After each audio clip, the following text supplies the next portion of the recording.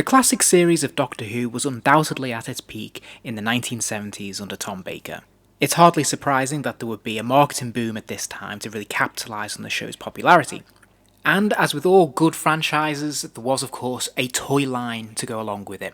The toy line was produced by Dennis Fisher, and they produced a handful of Doctor Who action figures in roughly the Mego scale, so that would be roughly 8 inches tall.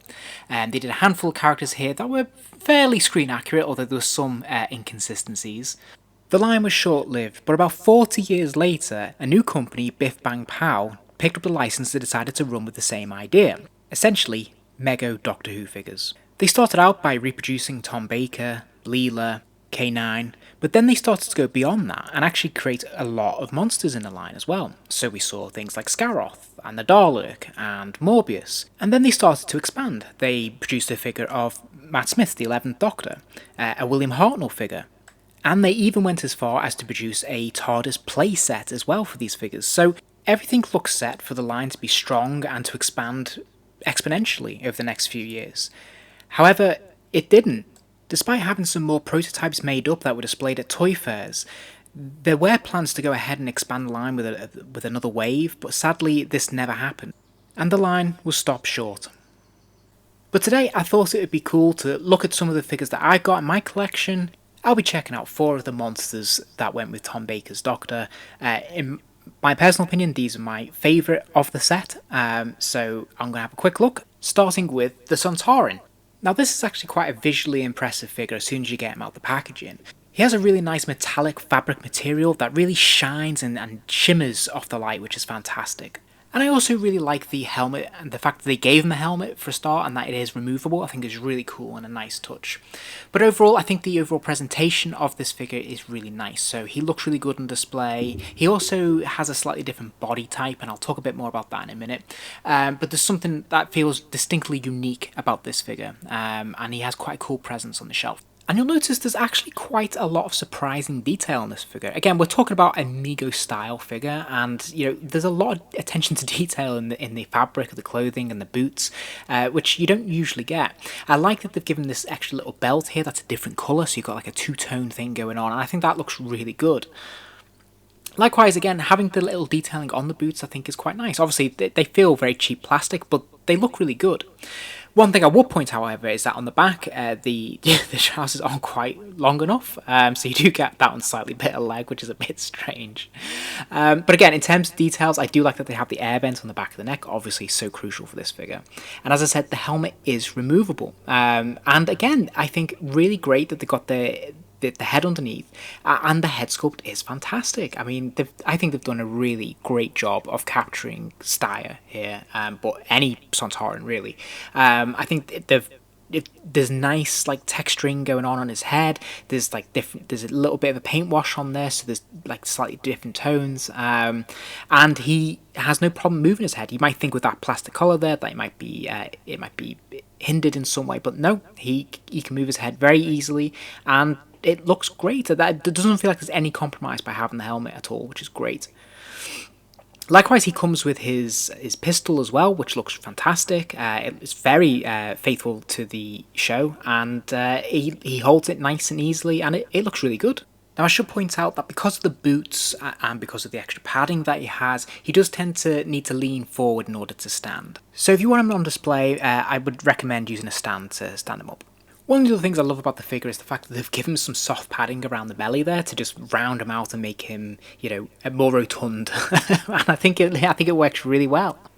Next up, we have the Deadly Assassin Master. So this is the Decade Master. I think that, again, they've done a really nice job of the visual appearance of this figure. I think it would have been very easy for this figure to have turned out to be quite bland and boring, because obviously it is just essentially a dark cloak. And I know other figures have suffered when they've done visual representations of this character, but I think this one looks great. The fabric cloth is fantastic. I think the head sculpt is absolutely brilliant. His hood actually has a wire in it, so you can mould it a little bit so you can get some shape, and you can pull it down. And again, no hindrance to the articulation in the head there. And I think this head sculpt is absolutely fantastic. Like, it's really creepy and unnerving and spot on. And actually, I'll go as far as to say I think this is my favourite figure version of this character that I've got. He's brilliant in any scale. I also love that he's got his gold sash there, which is colourful. It's obviously the sash of Rassilon. It's very colourful. It's a very soft material, but it just helps the figure pop a little bit more, doesn't it? You know, it just adds that little bit of splash of colour there. And yeah, I think he's a great looking figure. Now you will notice he comes with his scepter, which, you know, I've utilised some wiring there to try and keep it in his hand to make it look like he's holding it. Haven't done a fantastic job there, needs to be a bit tighter. But the reason for that is he cannot hold it. So it's worth pointing that out. Obviously it's quite a thick rod, and his hands are obviously the standard sort of, you know, Mego kind of hands, so they cannot grip this at all. Moving on to the Cyberman, and this is quite clearly the Cyber Leader from the Revenge of the Cybermen serial.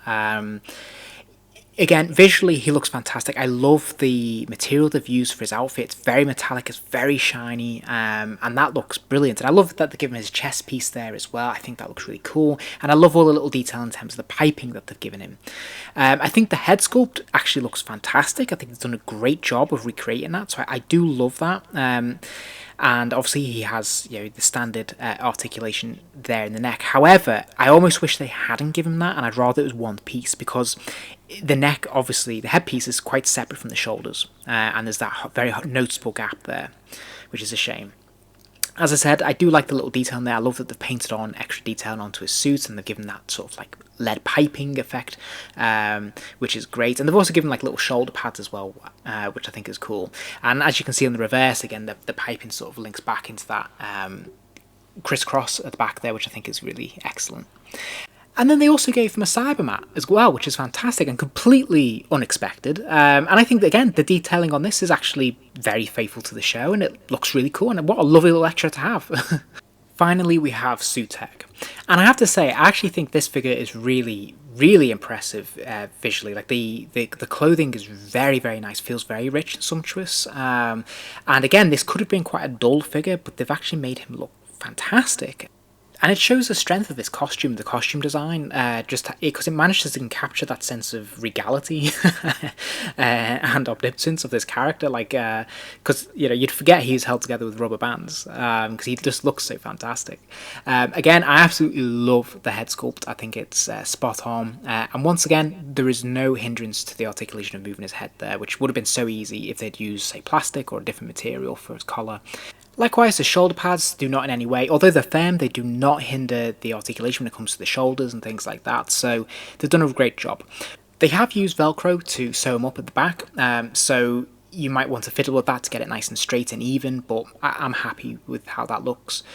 He does have, his boots are plastic and they do have that seam there. Now, this actually protrudes quite a bit, so again, if you're trying to stand him up, you may have some issues. I would strongly suggest using a stand if you want him on display. So there you have it. That's my overview there of my 4 favourite figures from this range. Do let me know if you think I've got it wrong and if you think there's other ones that I should have considered. But these are my personal favourites. A real shame that this line didn't continue, and it was interesting to see what some of the plans were if the line had continued. But we will never know what would have happened in the long term. Real shame, but what we do have, we are left with a collection of fantastic figures that I think look really good on the shelf, and obviously the beauty of this scale figure is that you can put them with your other action figures of the same scale, whether it's Star Trek, Planet of the Apes, and mix and match them and have them all get together, and I think they fit perfectly into that collection. I hope you enjoyed the vid. If you did, please do give it a like, and remember to subscribe, as I will be posting more videos soon.